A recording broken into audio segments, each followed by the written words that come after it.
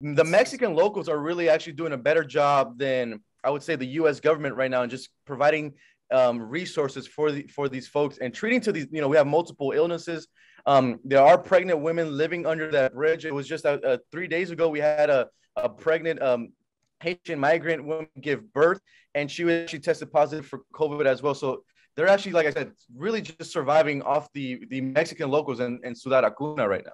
All right, let me, because you cited it, I want to show people this video.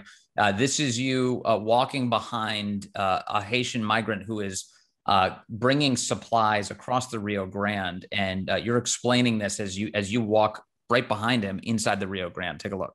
We're approaching nighttime here. This continues throughout the ongoing supplies delivery to the other side of Del Rio, Texas. So we're gonna follow this man as much as we can here.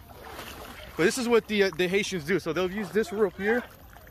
They'll use this rope here to hang on.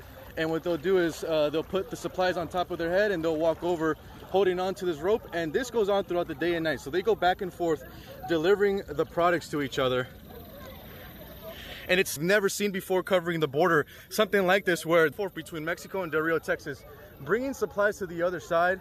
The Haitians that actually were living in Texas and came back to this site tell us that they only eat one time of day. So this is basically their main supply.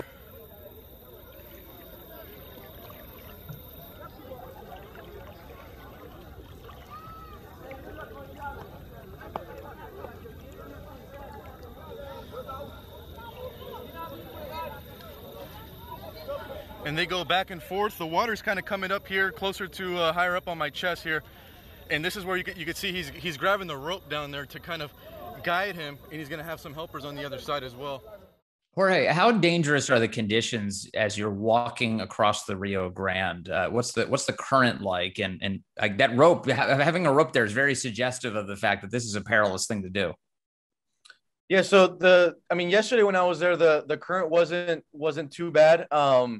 The water comes up to at least say up to your neck. So that right there, they're able to get across pretty easily as long as the rope is there. It's a huge help, and they're able to transport, like I said, day and night. Whether it's people, whether it's supplies, they move in and out. Something that I've also, like I said, I just find common is those Haitians that are living under the bridge. What they'll do is if they don't have enough food, is they'll cross back into Ciudad Acuna, get their supplies, eat whatever they need, and then they'll cross back into the Del Rio side. And if you could actually see, Vince, in that video, the Border Patrol and the Texas State Troopers are right. They're actually watching this go on throughout the day and night. So it's not like they're enforcing anything. It's not like they're blocking off anything. It's just happening. It's almost like an open flea market.